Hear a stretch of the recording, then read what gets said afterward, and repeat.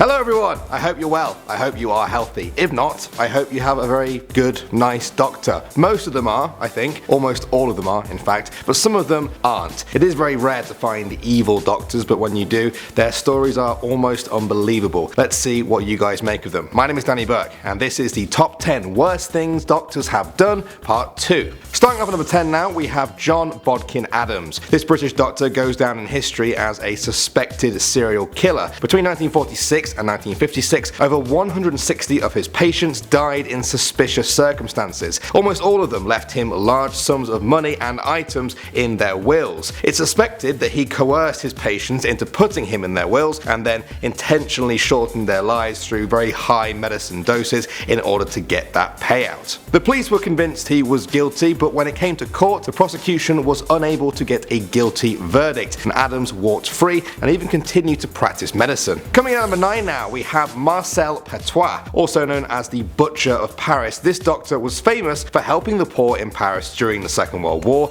and for helping persecuted Jews escape the Nazis. Good guy, you might say. Well, people thought he was until March 1944. That's when police followed a foul stench all the way to his home and found it to be full of bodies. They were strewn across the floor in various stages of decay. Some of them were even cut into pieces and placed inside bags. He had been taking in Jewish people and murdering them after promising to help them escape to Argentina. He would tell them they needed vaccinations for when they were there and then would then inject them with cyanide. Moving on to number 8 now, we have Farid Fata. This Lebanese doctor told over 500 of his patients that they were sick and dying when they actually weren't. He knowingly misdiagnosed them with diseases so that he could put them through expensive chemotherapy sessions and then cash in on that money. Horrific, right? Well, it gets even worse. He would also tell his patients who were actually terminally ill that they could get better if they just had a few more of those expensive sessions, even though he knew that the likelihood of their survival was almost zero. When police finally caught him, he was sentenced in 2015 and given 45 years in prison.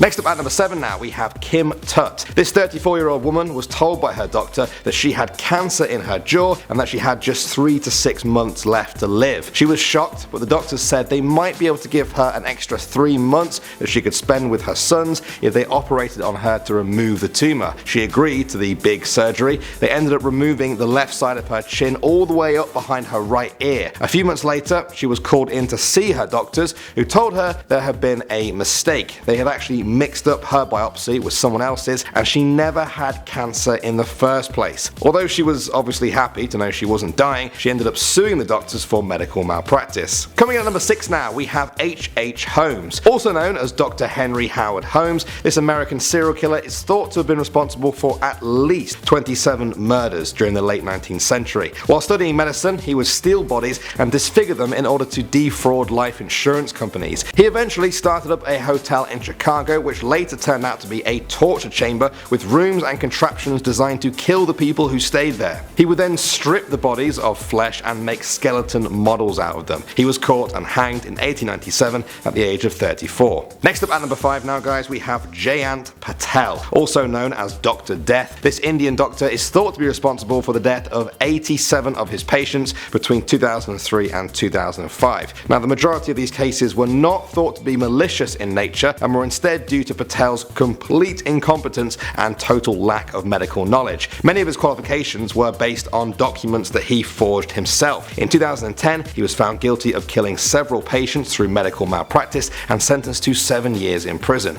Coming in at number 4 now, we have Benjamin Houghton. In 2007, this Air Force veteran was set to have his testicle removed after doctors feared it was showing early signs of cancer. After the surgery, Benjamin discovered the worst possible news: they had removed the wrong testicle. At first he thought this was some kind of joke, and then the shock hit him, and then he thought, what do I do now? Well, it turns out that legal action was what he did next. He asked for $200,000 in future care needs and unspecified damages. Next up at number 3 now, we have Dr. Margaret Bean-Bayog. This Harvard psychiatrist treated Paul Lozano, a medical student at the university who came to her for help with his depression. She put him through her program known as reparenting. It involved Paul reliving his childhood in the hopes that this would uncover the deep source of his depression. It was very strange stuff. It started with her reading him children's children's stories, calling him baby and making him call her mother. She told him to break contact with his real family as well. The treatment took a disturbing sexual turn when the doctor told Paul to take out her breast from her bra cup. Other doctors found out the true nature of their extensive sexual relationship much too late. 5 years later, Paul sadly committed suicide. Moving on to number 2 now, we have Alexander Baez. This man was a former Mr. Mexico and decided to get pec implants in 1999. He approached Dr. Reynaldo Silvestre to perform the surgery. However, when he woke up, Alexander found that he hadn't been given pec implants. The doctor had actually given him breast implants, a C-cup to be precise. When police investigated the case, they found that Reynaldo had been performing these botched surgeries for years, charging $3,000 or $4,000 for each one. The icing on the cake was that he wasn't even a proper doctor. And finally, number 1 now, guys, we have Dr. Linda Burfield Hazard. Known simply as Dr. Hazard to her patients, she somehow got a medical license despite never actually graduating from medical school. Her method for curing her patients' diseases was starvation. That's it. Whatever it was, from a cold to cancer, Dr. Hazard would restrict their food in the belief that fasting could cure all ailments. The average diet would include 2 bowls of tomato broth and 2 small oranges a day. That's it. That's all they got. This would last for up to a month. In 1912, she was sentenced to 2 years in prison for manslaughter after one of her patients died of starvation, weighing just 50 pounds at the time of her death. Incredibly, Dr. Hazard died in 1938 while attempting a fasting cure on herself. Yeah. I think that proves once and for all that starvation is not really a good medical practice. Well guys, I think I said this in the last video, but please don't let this scare you up going to the doctors. It would be terrible if we all stopped trusting doctors because of the actions of a few. That's my advice to you for today. My name is Danny Burke. Thanks for watching guys, and I will see you all in the next video. Also guys, make sure you check out this video right up here. This is the top 10 worst things about being a teenager. I'm sure we can all relate.